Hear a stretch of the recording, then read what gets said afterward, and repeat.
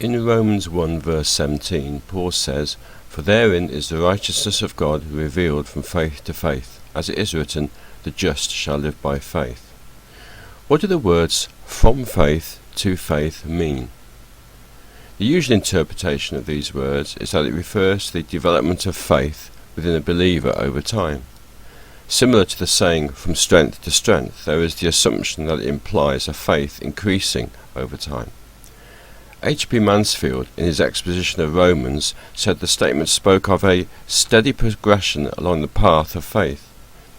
He said that the first faith in a statement is that which changes a sinner into a saint, and the latter occurrence relates to obedience as works are carried out over time. But in this video we will suggest an alternative explanation based on a distinction the scriptures make between faith before the crucifixion of Christ and the faith afterwards. Before we go any further, it is important to emphasize that there is only one faith. But what we will see is that over time the things which have to be believed in order to have faith in God have increased.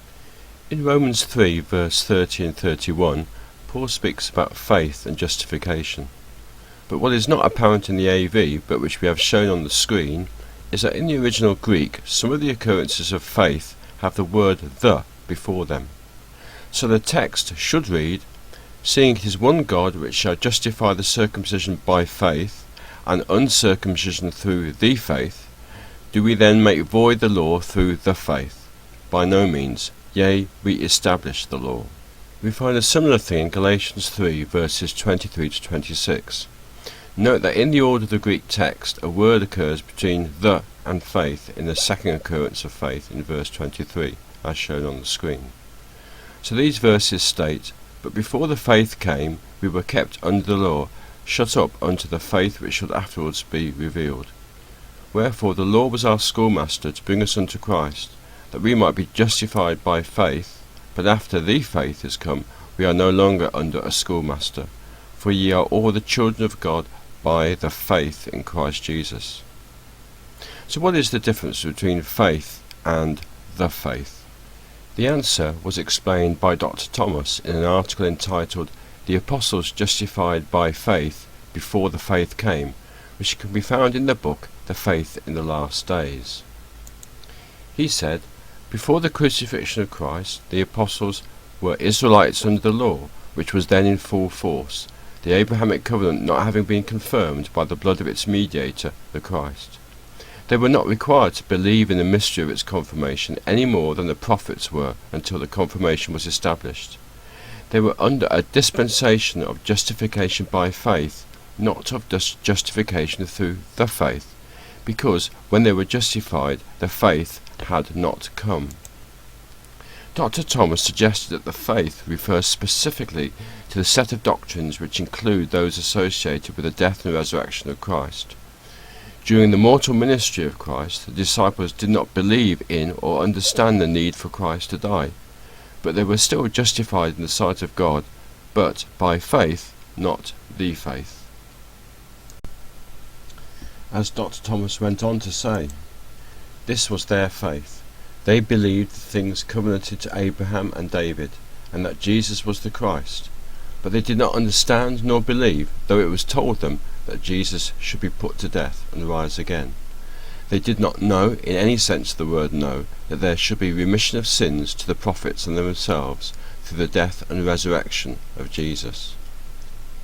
It is worth looking at one more quotation from this important article by Dr. Thomas, in which he makes clear the difference between faith and the faith.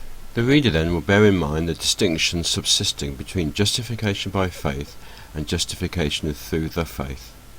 The apostles and prophets were justified or cleansed from all their sins by faith. But since the day of Pentecost, no Jew or Gentile can obtain pardon or purification by the same formula as they. To believe the word of the kingdom, and that Jesus is Son of God, will, since that notable day, save no man apart from the revealed mystery. Nor would the belief that the Christ should die and be raised again, apart from the recognition of Jesus as the Christ and the word of the kingdom, save a believer. The area of faith was enlarged by the apostolic proclamation into the faith, so that after the day of Pentecost, the doctrine of the apostles presented people with more things to be believed for justification than were believed by Abraham, Moses, David, Daniel, or themselves. So, the word faith, depending on the context, can sometimes specifically refer to those things believed by the faithful in Old Testament times, and can sometimes refer to those things which constitute the gospel after the death and resurrection of Christ. In the latter case, the doctrines include all those believed by the faithful in Old Testament times. In both cases, it is the one faith. Now, it's important to note that the word "the" is not always put before the word faith when faith is referring to the beliefs of the apostles after the resurrection of Christ. For example, here in Acts 14 verse 27, it is the door of faith, not the door of the faith. So, returning to Romans 1 verse 17, we suggest that although the second occurrence of faith here does not have "the" before it, nevertheless it refers to the faith and doctrines specifically believed by the apostles after the resurrection of Christ. The first faith refers to the faith and beliefs held by those of Old Testament times and initially by the disciples. But how does the first faith reveal the righteousness of God to the second faith? The writings associated with the first faith, the law and the prophets, speak about the righteousness of God. The audience, as it were, for this revealing are the writings of the apostles. How does the Spirit, through Paul, demonstrate this? In Habakkuk 2 verse 4, the prophet, who had faith in God, reveals the righteousness of God with the words, "The just shall live by faith." Who does he reveal it to? To those of the faith held by the apostles. That Paul quotes the words from Habakkuk is evidence that it has been both revealed to the apostles and received by them. And this is how the righteousness of God is revealed from faith to faith.